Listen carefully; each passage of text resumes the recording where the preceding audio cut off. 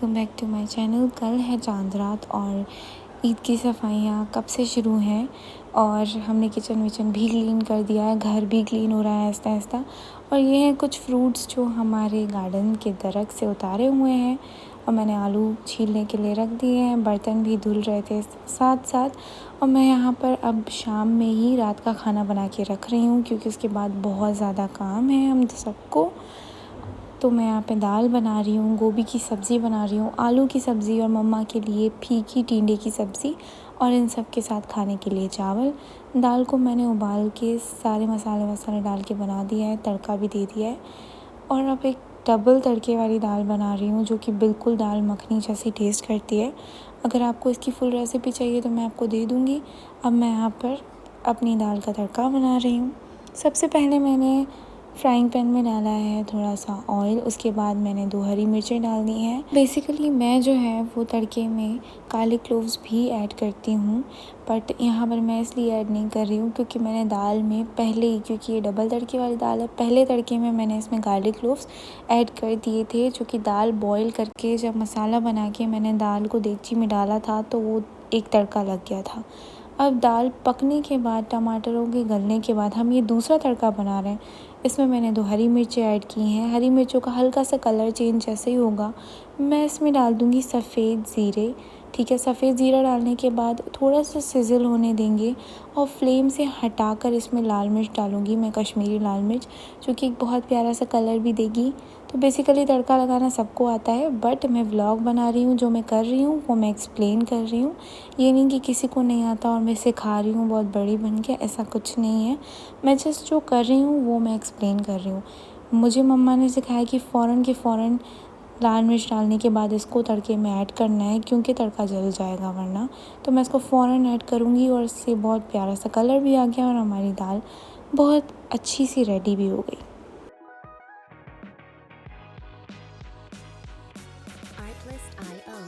हमारी दाल यहाँ पे रेडी है, डबल तड़के वाली दाल। अगर आपको इसकी रेसिपी चाहिए तो मैं आपको रेसिपी भी दे दूँगी इंशाल्लाह बहुत जल्द। हमारी सेकंड सब्ज़ी भी है जो वो रेडी हो गई है।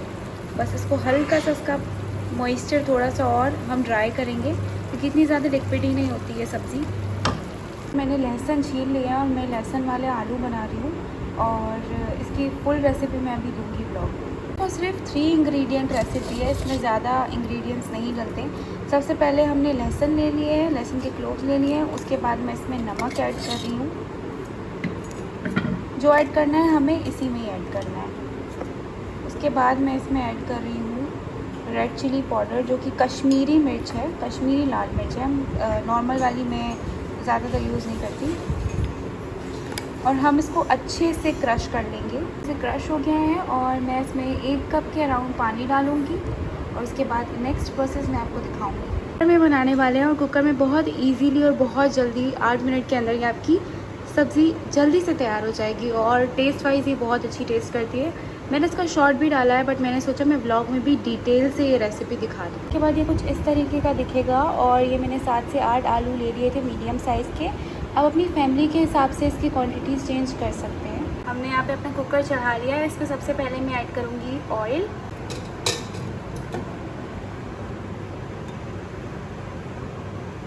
हमें इसमें अपने पोटैटोज़ को फ्राई नहीं करना, तो ऑयल आप इतना ज़्यादा ऐड मत करें।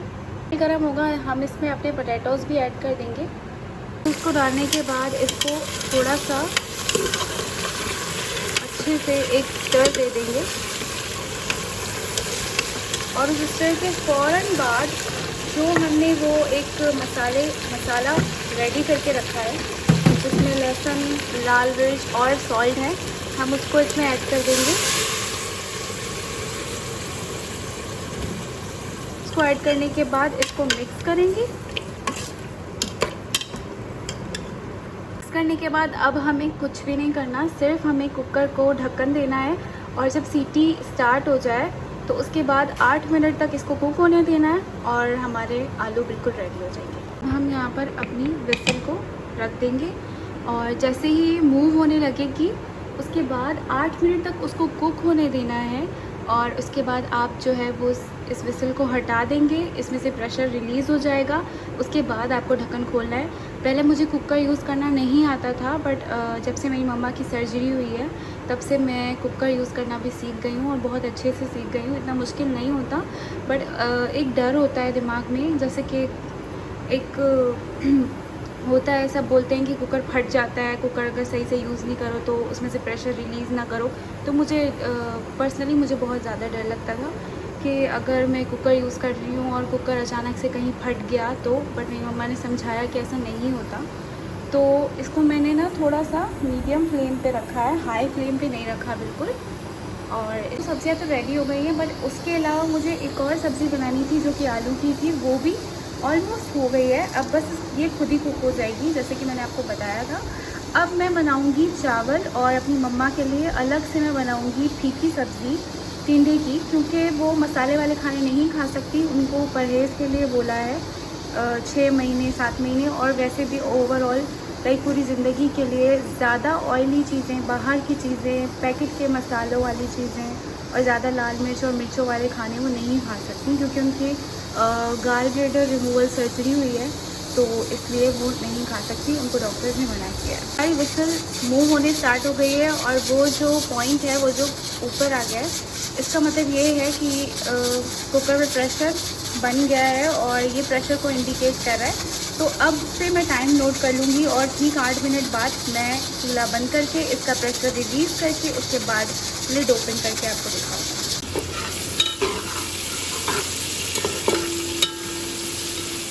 ये हमारे चावलों का तड़का बन रहा है और जब तक ये गोल्डन ब्राउन नहीं हो जाते, मैं इनको कुछ ज़्यादा ब्राउन करती हूँ क्योंकि फिर चावलों का कलर बहुत ज़्यादा अच्छा आता है। 1 मिनट हो चुका है तो हम इसकी विसल हटा देंगे और ये जब नीचे आ जाएगा तो समझ जाएंगे कि हमारा प्रेशर जो है वो रिलीज़ हो गया है। अब हम लिड हटा सकते हैं। तो हमारे आलू जो है बिल्कुल रेडी है, अच्छे से गल गए हैं, बहुत ज़्यादा अच्छे से, और नीचे लगे भी नहीं हैं। तो प्रॉपर 8 मिनट आप इसको कुक करेंगे तो आपके आलू बिल्कुल रेडी हो जाएंगे और बहुत अच्छी स्मेल भी आ रही है। जिनको गार्लिक पसंद है ना, उनके लिए ये आलू सबसे ज़्यादा बेस्ट है। और हम इसको चावलों के साथ भी खा सकते हैं और रोटी के साथ। हम इसको चावलों के साथ खाते हैं क्योंकि चावलों के साथ ये बहुत ज़्यादा टेस्टी लगता है। मैंने अपना खाना बना लिया था और मम्मा की भी सब्ज़ी वगैरह बन गई थी और शाम के टाइम पर ही मैंने रात का खाना बना लिया था, क्योंकि कल चांद रात है और हमें बहुत सारे काम हैं घर के। तो हमारे बकरे भी शाम में आ गए थे, मेरे दोनों भाई बकरे भी ले आए थे दोनों, और काफ़ी रीज़नेबल और बहुत अच्छे प्राइस में बहुत अच्छे मासूम से बकरे हमें मिल भी गए। पर्सनली मुझे जो बकरे मासूम से होते हैं ना, जो प्यार व्यार करने देते हैं, साइड में अपने खड़े होने देते हैं, मारते नहीं हैं, मुझे वो बहुत अच्छे लगते हैं। और ये घर के पले हुए बकरे थे तो ये अपने पास भी आने दे रहे थे और हाथों से खाना भी बहुत आराम से खा रहे थे और मार भी नहीं रहे थे। ये सहर उनको खाना खिला रही थी, मेरी बहन नूर उनको खाना खिला रही थी, और हमारी डक बेचारी थोड़ी देर के लिए उसको अंदर बंद कर दिया था क्योंकि वो डर रही थी काफ़ी, बट बाहर निकाल दिया था उसके बाद। और ये दोनों ही बहुत प्यारे बकरे हैं, मैं इनको डेफ़िनेटली मिस करने वाली हूँ क्योंकि कल चांद रात है और परसों ईद है, तो मुझे इनकी बहुत याद आएगी। एक दिन में इतनी ज़्यादा अटैचमेंट हो जाएगी मुझे अंदाज़ा नहीं था।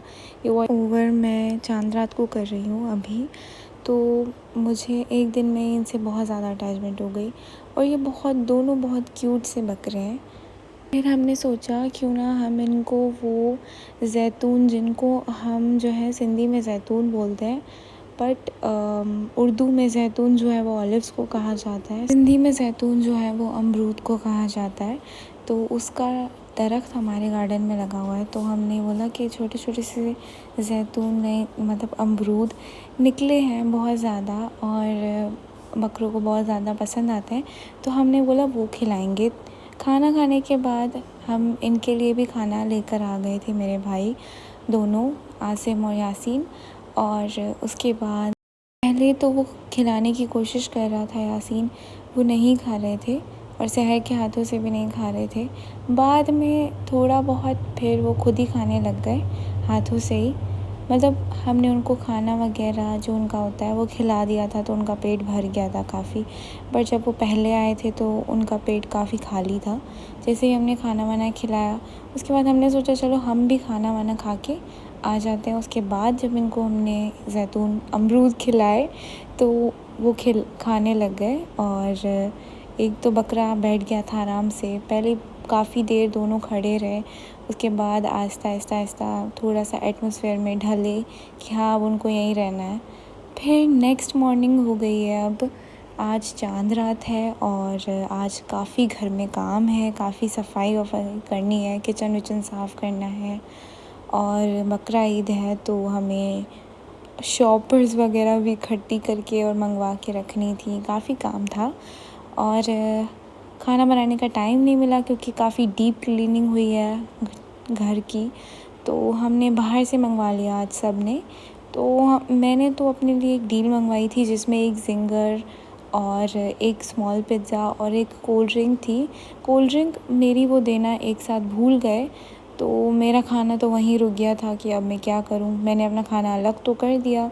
पिज़्ज़ा भी बहुत गरम आया था, अच्छा था। और चीज़ पुल भी काफ़ी अच्छा था पिज़्ज़ा का। बेसिकली ये रेस्टोरेंट जो है इसका प्रमोशन नहीं कर रही मैं जस्ट बता रही हूँ। ये काफ़ी रीज़नेबल प्राइसेस में काफ़ी अच्छा खाना देते हैं और फ्रेश देते हैं। हमारी कॉलोनी में ही है ये रेस्टोरेंट। फिर मैं अपनी कोल्ड ड्रिंक आने का वेट कर रही थी। जैसे ही मेरी कोल्ड ड्रिंक आई मैंने देखा कि कोल्ड ड्रिंक आ तो गई बट काफ़ी गर्म। उसके बाद जल्दी से मैंने लिशबा को बोला कि एक ग्लास में आइस क्यूब्स डाल के ले आओ ताकि मैं अब तो फाइनली खाना खा लूँ, क्योंकि सुबह से सफाइयों में लगे थे तो खाने की तो हमें होश नहीं थी। जैसे ही वो आइस क्यूब डाल कर लाई उसके बाद मैंने पिज़्ज़ा भी खा लिया और ज़िंगर भी खा लिया। काफ़ी भूख लगी हुई थी। और अब मेहंदी लगाने का टाइम आ गया है और मैंने जो डिज़ाइंस देखे, अल्लाह का शुक्र है फ़र्स्ट टाइम मैंने ट्राई किए बट मेरे हाथ अभी भी खाली हैं। मैं मेहंदी लगाने नहीं वाली थी बट फिर मैंने भी सोचा कि मैं भी मेहंदी लगाऊंगी। अब मैं यहाँ पर नूर की पील ऑफ वाली मेहंदी उतार रही हूँ जिसका कलर काफ़ी अच्छा है, बहुत ज़्यादा अच्छा है। ये मेहंदी हमने कराची से ली थी जब अभी हम गए थे। वो व्लॉग्स भी मैं अपलोड करूँगी बट अभी फ़िलहाल मैं चांद रात का व्लॉग अपलोड कर रही हूँ जो कि ईद से रिलेटेड व्लॉग्स हैं। पहले वो आएंगे, उसके बाद जो मम्मा की सर्जरी हुई, क्यों हुई, कैसे हुई, कब हुई और जो भी डिटेल्स हैं उस व्लॉग्स में आएंगे। मैंने बहुत कोशिश की यहाँ पे उतारने की बट ठीक से उतर नहीं रही थी, बट उतर रही थी। इतनी ज़्यादा मैसी नहीं होती पील ऑफ मेहंदी। मुझे ये अच्छा लगता है इस मेहंदी के बारे में। मैंने इतनी नीट और क्लीन मेहंदी लगा ली, मुझे इसकी बहुत खुशी थी। और ये सारे डिज़ाइंस मैंने टिकटॉक पर सेव करके रखे हुए थे, जो भी इजी डिज़ाइंस मुझे लग रहे थे कि हाँ ये मैं कोशिश करूँगी तो मैं बना लूँगी। मैंने वो सारे डिज़ाइन सेव करके रखे हुए थे और मैंने सारे देख कर लगाए। जो भी मैंने नूर के हाथ पर लगाए, सहर के हाथ पे लगाए, वो सब मैंने देख कर लगाए और काफ़ी अच्छे डिज़ाइंस लग रहे थे देखने में। और बस मैं भी काफ़ी थक गई थी और अलिशबा भी काफ़ी थक गई थी, उसने मेहंदी भी नहीं लगवाई। और नूर भी काफ़ी थक गई थी मेहंदी लगवा के, और मैं लगा के काफ़ी थक गई थी। उसके बाद मैंने अपने हाथ पे सिर्फ़ एक टिक्की और अपने हाथ फिल कर लिए। और ये एक ट्रांजिशन वीडियो है जिस पर एक सॉन्ग था बट वो मैंने रिमूव किया है क्योंकि यूट्यूब पे जो है वो कॉपीराइट आ जाएगा। और टिकटॉक पे मैंने वो वीडियो अपलोड भी कर दी।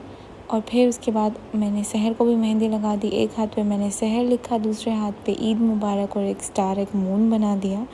तो बस यही था। इंशाल्लाह कल व्लॉग आएगा ईद का, ईद मनाएंगे। Thanks for watching. अल्लाह हाफिज़ और सबको ईद मुबारक।